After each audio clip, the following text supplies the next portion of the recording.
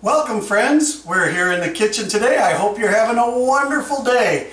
We are going to make some chicken stock today. Refrigerate it, can it, put it on the shelf, whatever you want to do. It's fantastic and you can use it in all kinds of things. If for nothing else, you can use it to make gravy. But you can't make chicken stock without making gorgeous pulled shredded chicken that is moist and juicy and tender and just melts in your mouth. So we'll be making some pulled chicken, some shredded chicken. And you can't make shredded chicken without making shredded chicken enchiladas. So we're also going to be making some enchiladas, and I'll show you all the way through that process. So let's get started. So the first thing that we're going to need is some chicken. I've got chicken breasts here, but you can use thighs, you can use tenders, you could even use bone-in, because by the time we're done cooking this in this pressure cooker, the meat will just fall off the bones. It'll shred so beautifully and so easily, so don't be afraid to use bone-in. So let's go ahead and hook up that pressure cooker and get that all ready to go.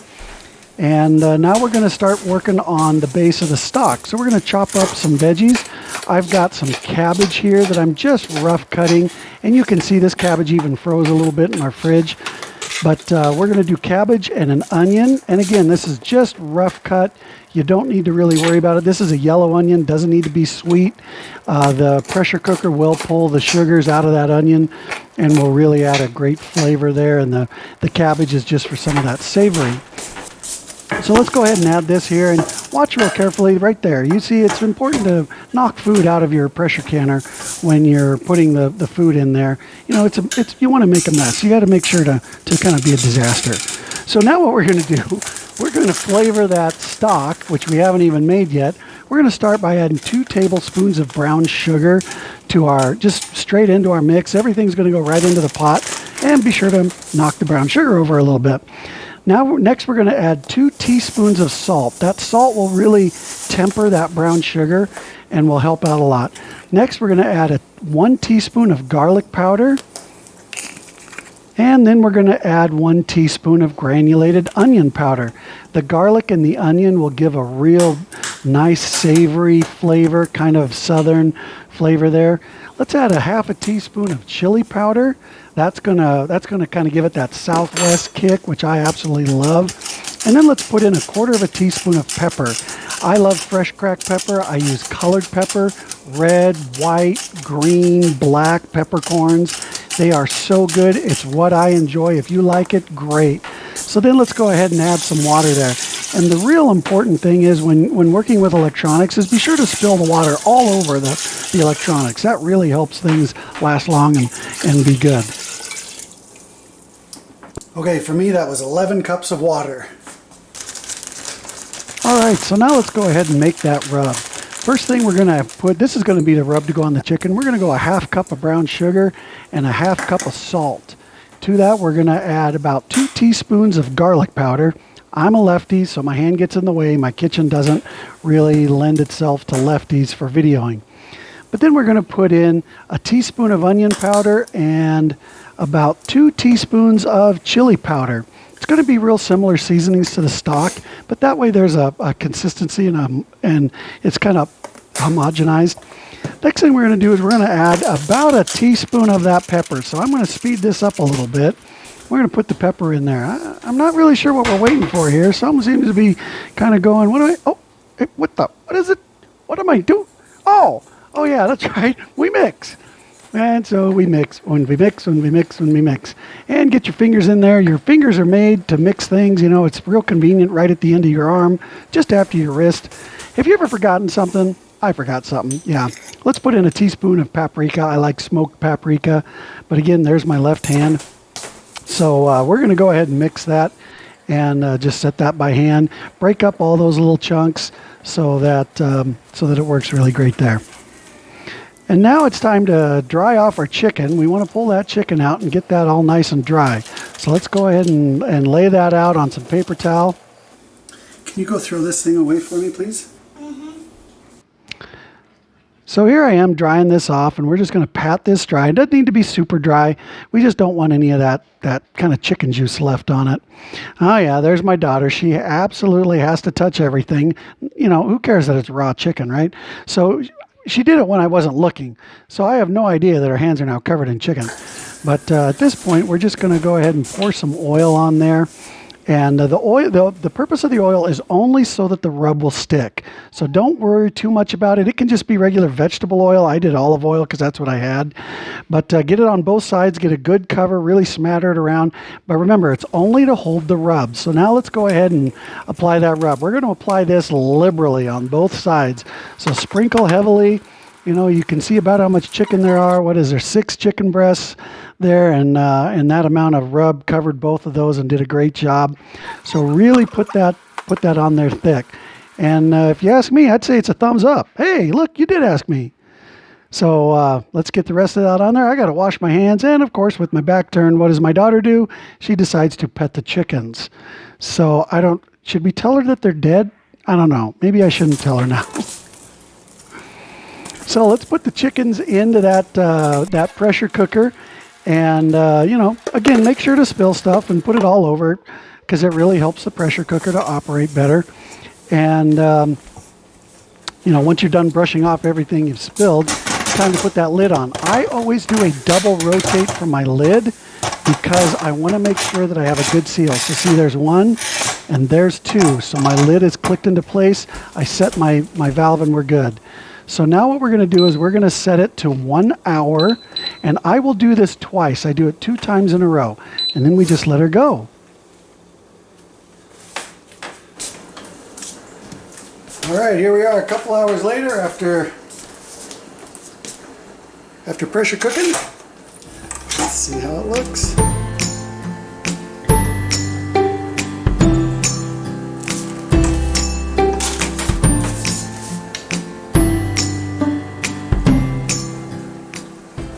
Look at that deliciousness. All right, let's go ahead and pull that chicken out, and let's just put it aside on a tray. You're probably going to need 2 spoons. It is so tender. You'll see it just falls apart as I pull this out. It is wonderful. All right, let's go ahead and make our stock now. We're going to pull this pot out and drain off all the juice. When collecting your stock, it's best to do this in the sink so as to avoid making a mess. You start by putting a pot down that you're going to collect the stock in. Then you put a colander over top the pot to collect the stuff that you don't want. Then it's just a matter of pouring all your juice and everything right into the colander. And pour everything out. Be sure to use oven mitts, things like that, to keep from burning yourself.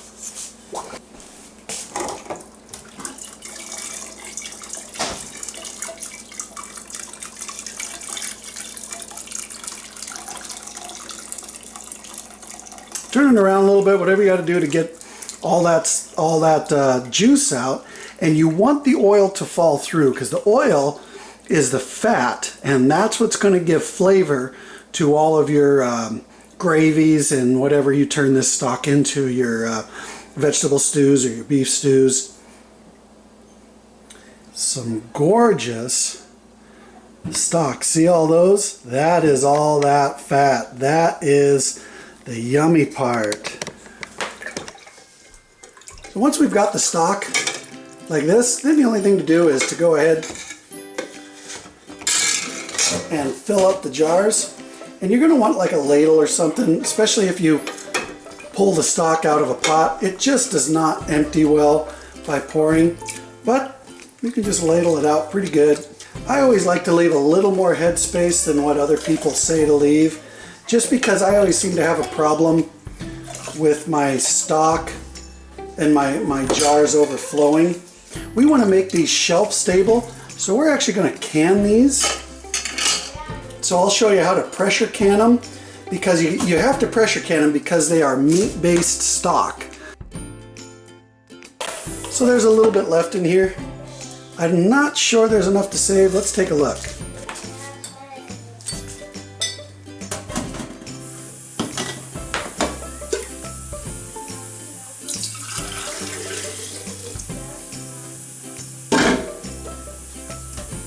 Yeah, see, that's about a half a jar. For our family, that's not quite enough. Cooking for 9, half jars don't really do a lot. So we're just going to take this and empty it out. In preparation for canning, first thing we're going to do is we're going to take a clean towel, and we're just going to wipe those rims and edges. This is also a good time to feel for chips and cracks along the surface of the rim of the jar. But if the chip is along the surface or the rim, that's where you don't want it. All right, here we are. Our weight is just starting to jiggle and release steam. You can hear that. Notice that we fixed the back. The emergency release is not releasing steam. And see how our weight is jiggling.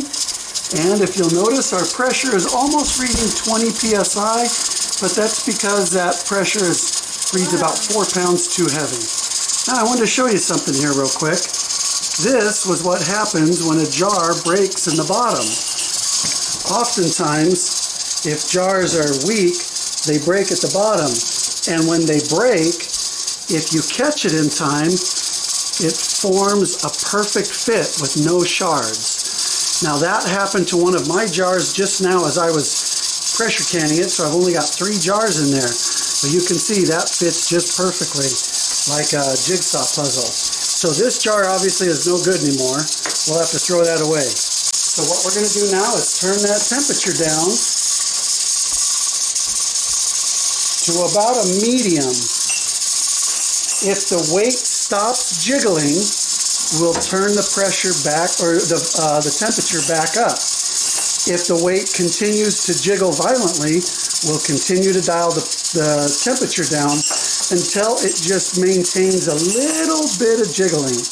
And we will do this for 90 minutes. Through the magic of video, we are here an hour and a half later, and so we're ready to shut this off. The wrong thing to do is to pull that steam lid off, or that steam weight off. That is not right. Well, all you want to do on this is turn your heat off and then let it slowly cool off. All right, it's been about an hour and a half, and this thing should be totally cooled off. Even still, you always want to be careful, but the first thing to notice, the pressure gauge is all the way down to what my 0 is. But you'll notice the cap, the lock is all the way down, and there doesn't seem to be any rocking. So we pull the weight off, and there is no steam coming out of there, so that's a good sign. So we rotate this guy open. Now with that lid off, let's take a look inside. You can see it appears as though some stuff had gotten out a little bit on top there, but overall not too bad. So now what we need to do, a lot of mistakes newbies make when they pull their hot jars out is they put them directly on the countertop and they break. So what you want to do is have a little towel on your countertop, pull your jars out, and set them on the towel. And I will let them set overnight to cool. And you can see that we've lost a little bit of material in these. I don't know how it does that.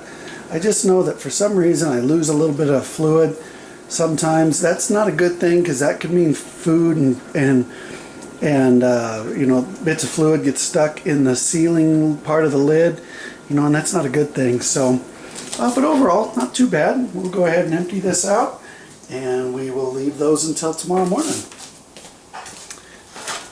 It's the next morning, and these have all cooled down really nice. We're going to take those rings off and wipe them down and make sure that they all had a good seal. You can always check that seal by just pressing that top. As long as it doesn't thump up and down, you've got yourself a good seal. Okay, let's go ahead and clean those off.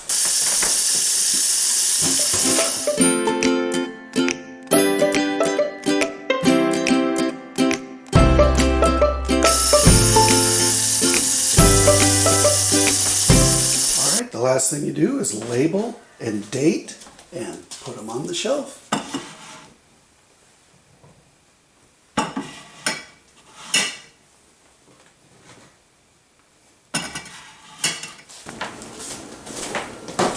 All right, let's go ahead and make that shredded chicken. Here we go. Look at how this just shreds with nothing but 2 forks. It is wonderful. Moist, smells good. That rub has come through. It just pulls apart. Doesn't take hardly any time or any effort.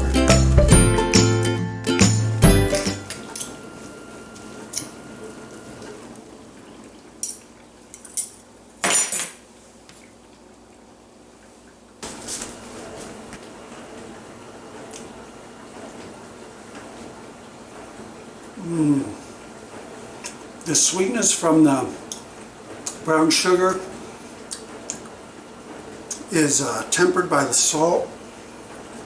And you got the paprika and the chili powder. That is so good and so tender. Let's make some enchiladas. All right, let's go ahead and make these shredded chicken enchiladas. We're going to make these in a freezer-proof pan here, and then we're going to just take these and put them in the freezer when we're done and have them later. You heat them up at 350 degrees for 2 hours, pull them out of the freezer, totally frozen, heat them up, and it's great. We're going to first put a little bit of the sauce down in the bottom of the pan, spread it out. It's a really good sauce. The recipe will be in the description below, and you guys will really enjoy it. It's a homemade sauce. I love it. This is just a sweet bean mixture that my wife and I make, that Mama makes. We use it for burritos. This one happened to be 7-layer dip. I am just combining this with some of this chicken to make a really good filling for enchiladas.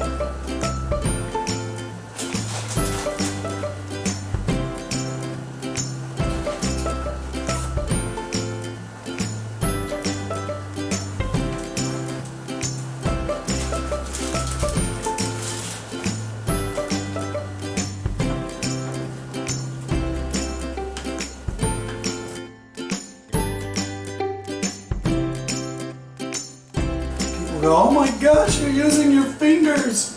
Yes, because this will be me and my family eating this. We've been in quarantine because I'm medically compromised, and so we don't have COVID-19. He just licked his fingers and he kept working. Yes, I did. You know what? My children will not care.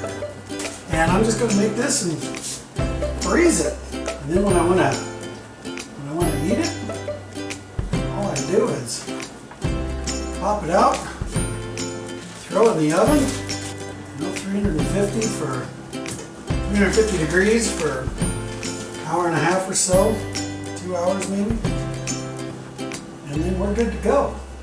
We'll make a salad, and then we sprinkle the top with cheese, and bada bing, bada boom, we're done. And the rest of that shredded chicken will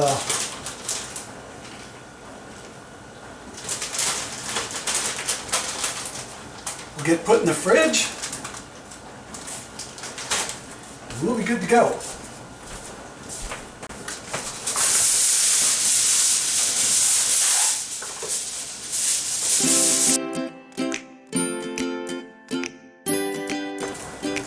I'm going to not let any of you see that I don't know how to spell enchilada.